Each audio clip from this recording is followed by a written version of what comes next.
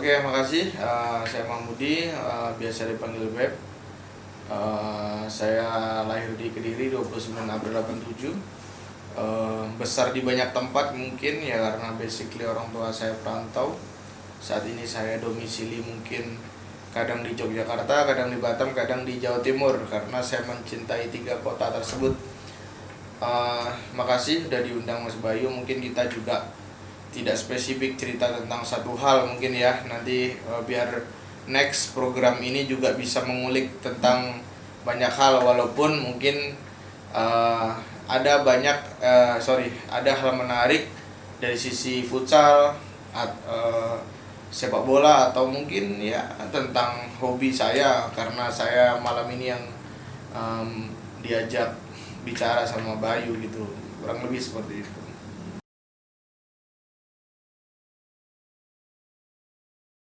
Oke, sebenarnya saya kalau dibanding futsal atau sepak bola, saya lebih suka sepak bola. Tetapi untuk di situasi sekarang mungkin teman-teman lebih mengenal saya di futsal. Ya singkat cerita, saya kenal futsal itu tepatnya kurang lebih sekitar 11 tahun yang lalu ya di Jogja. Atau mungkin 12 tahun gitulah. Olahraga reguler, terus makin kesini makin tertarik gitu, seru gitu. Nah sebenarnya saya juga tidak pernah mensematkan saya diri sebagai pelatih atau coach atau sejenisnya. Saya hanya memfasilitasi teman-teman yang masih muda untuk ini loh futsal dengan segala kekurangan kelebihannya gitu. Cuman ya saya terima kasih kalau dipanggil coach karena saya sendiri tidak spesifik untuk berkarir di sana, karena salah satu passionate saya di futsal itu ya olahraga gitu. Jadi olahraga yang menyenangkan, bukan sebagai hal yang sangat spesifik untuk menjadi jalan hidup saya gitu. Tapi kalau mengenai pertanyaan Bayu tadi, kenapa nggak sepak bola atau futsal? Kalau ditanya suruh memilih futsal atau sepak bola, saya pilih sepak bola, seperti itu.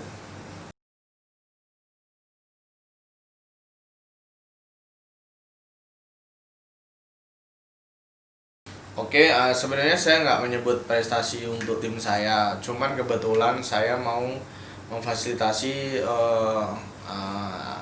adik-adik yang masuk kategori usia muda seperti itu. Kenapa saya memilih usia muda? Karena secara regulate itu saya menyenangkan. Esensi dari kompetisi adalah kompetitif. Jadi saya mau ya saat kita berkompetisi esensinya kita kompetitif. Salah satu parameter kompetitif adalah adanya batasan usia. Jadi kenapa saya tidak fight ke kategori yang umum? Saya cukup realistis karena saya yang biaya sendiri, saya yang mendaftar, saya yang memanage juga, saya mendampingi, mungkin merangkap sebagai coach. Karena jujur aja tidak ada target di dalamnya. Tetapi saya memotivasi anak-anak muda untuk berprestasi. Nah, karena gini, saya sebenarnya menginginkan berbasis liga, bukan kompetisi yang 1 atau 2 minggu selesai atau bahkan 1 bulan selesai seperti itu. Kalau liga, tim akan lebih prepare, tim akan lebih siap, tim akan lebih mampu mengukur karakter performance timnya, baik sisi pemain, pelatih ataupun manajerialnya. Akan tetapi kita semua sadar hal itu butuh waktu, mulai dari perencanaan, kesiapan infrastruktur, dan ya kita sama-sama tahu itu tidak cukup dilakukan oleh 1-2 orang karena harus semua stakeholder bersama-sama untuk develop futsal dari sisi banyak sisi, mulai dari usia muda, usia mungkin random, atau bahkan usia youth yang di bawah usia 9, 11, 13 dan seterusnya.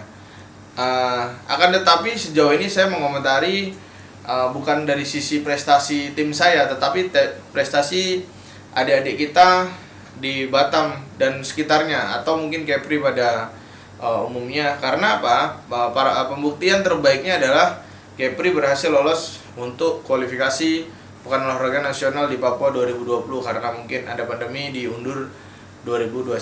Nah, itu salah satu parameter adanya kompetisi yang mungkin seperti yang sudah saya utarakan tadi, harusnya berbasis liga. Walaupun itu belum terwujud, kompetisi seperti yang sudah pernah saya ikuti menghasilkan beberapa adik-adik kita yang bisa perform membela Kepulauan Riau untuk berlaga di PON. Mungkin sebagai catatan juga ada beberapa pemain yang pernah ikut sama saya untuk membela Kepulauan Riau nantinya di Pekan Olahraga Nasional di cabang olahraga futsal di Papua nanti.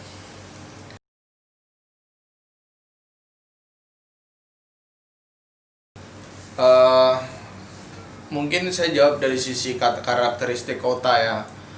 Saya jawab dulu untuk enak mana enaknya atau kesulitannya. Saya mungkin lebih lama di Yogyakarta daripada di Batam untuk futsal itu sendiri, mungkin karena situasi berbeda. Salah satu contoh, saya berbicara 2016 hingga saat ini Batam perkembangannya sangat luar biasa tentang development. Bahkan banyaknya kompetisi seperti yang saya bilang tadi juga belum tentu menjamin sebuah tim itu performance kalau tidak ada yang namanya dukungan dari semua pihak. Ya sebut saja Yogyakarta, tanpa mengurangi rasa hormat, saya tidak tahu ya mungkin belum rezekinya Jogja atau DIY bersaing di kancah nasional di PON.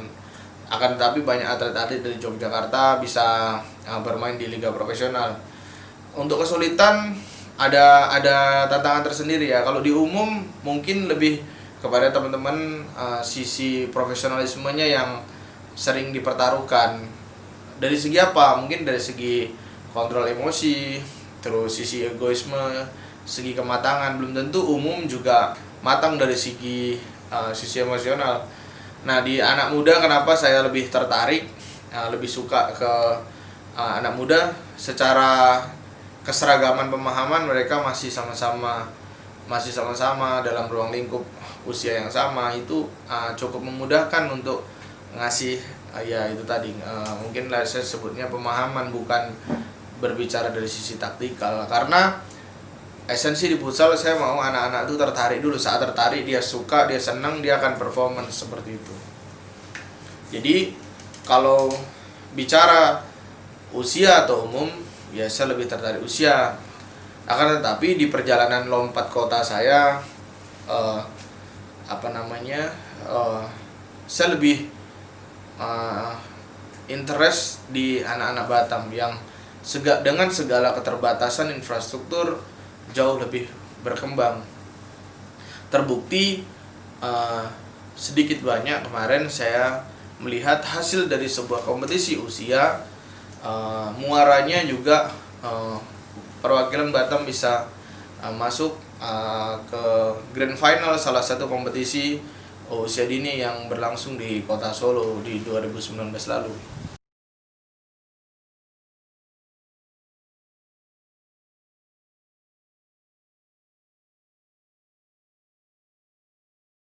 Ya, saya sudah jawab tadi. Secara perkembangan sangat-sangat signifikan, lompatannya hingga 300%. Jadi anak-anaknya tadi nggak futsal jadi futsal, terus bisa punya passionate di futsal gitu. Nah, terkait dengan pertanyaan Bayu tentang datangnya beberapa pemain Liga Pro, harusnya itu sangat memotivasi untuk mungkin penyetaraan level gitu ya.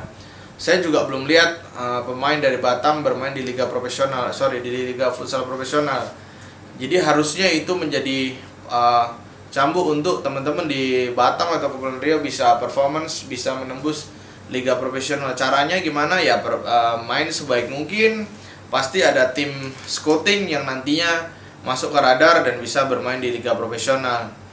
Nah, karena gini, sisi negatifnya adalah, kalau boleh saya komentari, kompetisi yang sudah lewat lalu yang banyak mendatangkan pemain liga profesional, juaranya juga dari mereka seperti itu. Jadi tanpa mengurangi rasa hormat saya kepada tim lokal, artinya sudah cukup baik bersaing. Tetapi kalau kita bicara hasil, ya kita sama-sama tahu teman-teman kita yang di lokal belum bisa menjadi juara karena kedatangan mereka seperti itu. Jadi sisi positifnya antusiasnya lebih naik, sisi negatifnya dengan datangnya mereka teman-teman ini harusnya fight, bisa bahkan justru harus termotivasi mengalahkan mereka seperti itu. Dengan mungkin spek lapangan yang ya mungkin kurang jauh beda, dengan memainkan durasi yang relatif hampir sama ya, 2 kali 20 menit bersih, juga dipimpin wasit nasional. Harusnya teman-teman di Batam sudah terbiasa dengan high high intense atau tensi tingginya, tensi tinggi dan kecepatan permainan di liga futsal profesional seperti itu.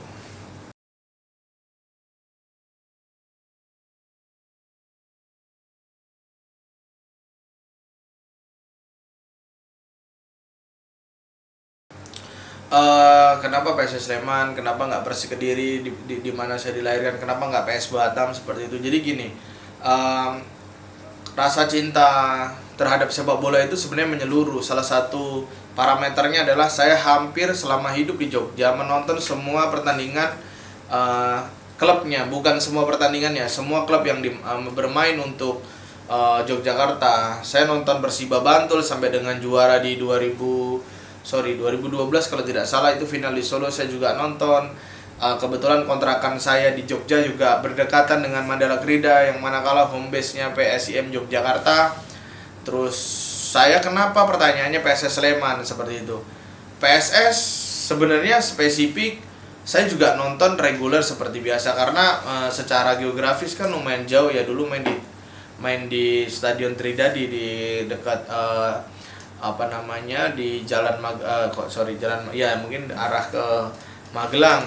Terus setelah di Maguwo teman-teman mendukung dengan cara yang berbeda mungkin seperti itu. Jadi alasan ketertarikan awalnya adalah munculnya barisan supporter PSS Sleman, yakni Brigata Kurvasud. Jadi sebenarnya yang saya soroti bukan di BCS itu sendiri, cuman sesuatu atau nilai-nilai yang mereka suarakan, yakni ada namanya manifesto. Seperti no ticket no game, terus ada tradisi OWD, terus no leader just together. Jadi artinya apa? Sebuah dukungan nyata, dan itu teman-teman BCS melakukan itu semua demi mendukung. Jadi sebenarnya rasa sisi positif itu yang mendorong saya suka sama PSS Sleman.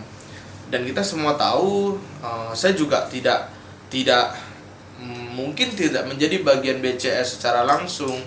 Cuman saya mengikut tradisi itu, menonton PSS Sleman di stadion, no ticket no game, OWD yang sama-sama mungkin yang mengenal saya follow PSS Sleman over offline NC ya mungkin istilahnya, nonton sampai dari Sumatera mungkin dan seterusnya. Jadi kecintaan ke PSS Sleman lebih kepada sebenarnya awal mula dari sebuah dukungan positif dari BCS untuk kita. Begini loh cara mendukung tim kesayangan kita dari sisi positif tanpa menjatuhkan atau menjelek-jelekkan tim lawan. Akan tetapi bicara PSS Sleman juga punya rivalitas, dan itu saya pikir dalam sebuah sepak bola itu wajar. Bahkan di Eropa sekalipun rivalitas itu hari ini masih saja terjadi, karena saya pikir sebuah klub tidak akan besar kalau punya rivalitas, baik itu dari sisi gengsi maupun dukungan dari supporternya. Jadi kenapa PSS Sleman? Saya pikir bermula saya tinggal di Yogyakarta. Terus yang kedua, bentuk dukungan nyata dari rekan-rekan Brigata Kurvasud, mungkin juga termasuk Slemania, mendukung sebuah tim secara positif dengan manifesto. Jadi teman-teman kalau mau tahu apa aja manifestonya, bisa follow di akun Instagramnya di Brigata Kurvasud. Di situ dijelasin semua apa itu manifestonya. Teman-teman bisa menirunya atau mencontohnya secara positif ya. Jadi plagiasi itu penting kalau itu tujuannya positif seperti itu.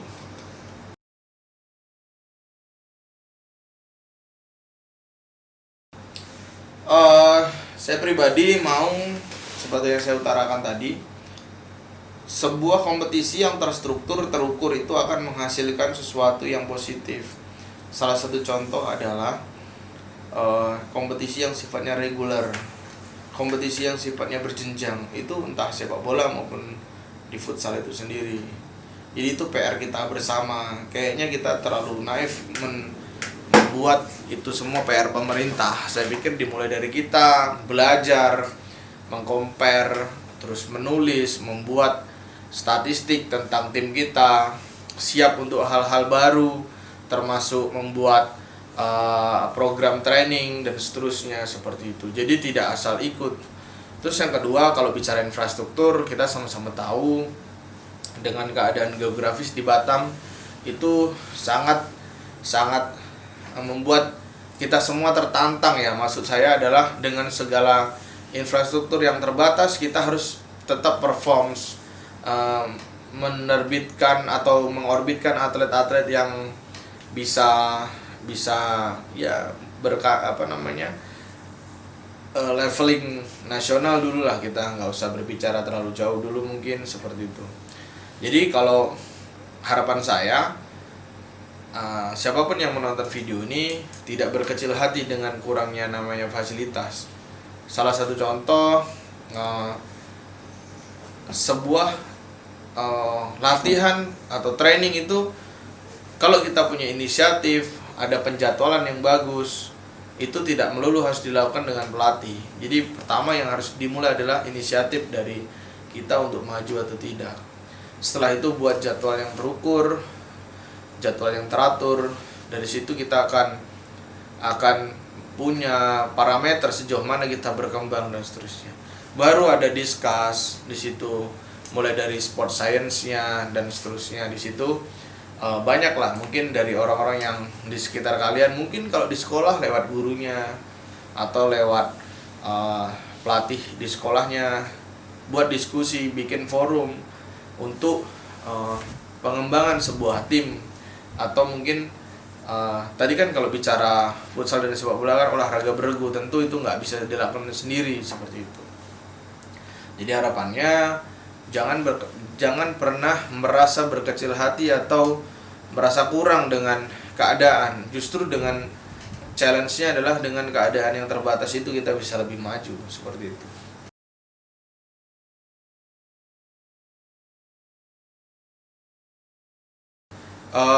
Untuk bantuan sendiri, saya menyampaikan salah satunya, saya juga mengajar futsal di salah satu sekolah di Batam.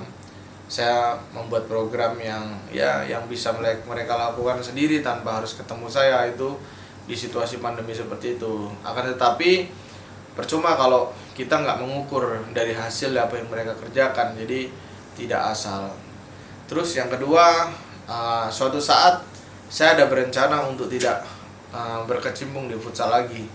Tapi itu saya pikir setelah semua benar-benar sistem atau stakeholder ataupun seorang mau mendevelop futsal atau sepak bola secara positif seperti itu. Jadi saya nggak bilang pensiun, tapi mungkin kalau pensiun itu ada kemungkinan dia ada keterikatan atau keterlibatan. Kalau saya mungkin akan memulai hal baru di masa depan, tidak di sepak bola atau di futsal lagi. Tapi kecintaan saya di futsal atau sepak bola itu nggak akan pernah luntur mungkin seumur hidup saya. Bahkan saya punya seorang anak laki-laki, saya berharap dia menjadi pemain bola profesional suatu saat dia. Tetapi ya sebagai orang tua saya membebaskan anak saya untuk memilih jalan hidupnya seperti itu. Tapi secara personal mungkin saya mau puncak tertinggi anak saya bisa masuk tim nasional mungkin sekitar 10 atau 15 tahun lagi kalau saya panjang umur seperti itu.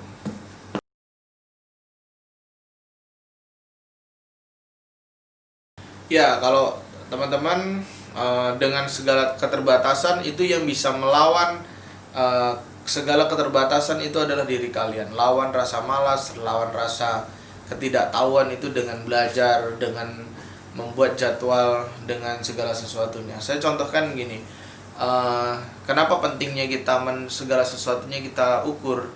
Sedikit saya cerita dulu waktu di Yogyakarta, mungkin betapa sibuknya saya bekerja di Jakarta, harus bolak-balik ke Jogja, harus kuliah juga, harus futsal dan seterusnya.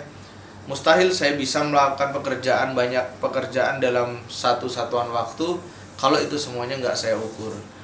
atau saya struktur penjadwalannya. Jadi pesan saya mulai dari sekarang, rekan-rekan atau teman-teman, pentingnya menyusun sebuah agenda atau penjadwalan, atau ya mungkin kalau lebih menambahkan punya statistik tentang parameter tentang capaian yang sudah dikerjakan, mulai dari futsal sekolah atau mungkin bahkan dari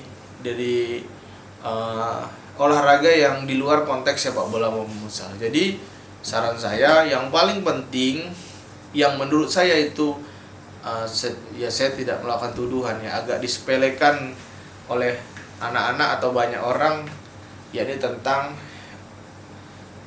segala sesuatunya itu terukur. Itu yang bisa saya sharing. Tanpa itu saya juga mau cerita, mustahil saya bisa mengerjakan project di 2019 kemarin. Saya keliling hampir berapa kota ya, banyak ya, sekitar hampir 12 atau 14 kota di waktu yang sangat singkat. Termasuk saya WD nonton PSS Sleman, dan itu semua saya lakukan dengan penjadwalan. Tanpa itu ya kita nggak akan pernah punya rencana baru terhadap ketidaksesuaian atau sesuatu yang tidak tercapainya sesuatu yang kita inginkan, seperti itu. Kurang lebih seperti itu. Jadi anak muda harus biasa melakukan segala sesuatunya itu secara terstruktur, seperti itu. Oke, Mas Beb, makasih udah menyempatkan hadir ke tempat kasih. Min. Ya. Semoga sukses untuk kegiatan selanjutnya dan teman-teman futsal lainnya. Salam dari Min untuk teman-teman yang lain. Makasih Mas Beb udah hadir ke sini. Sampai ketemu lagi.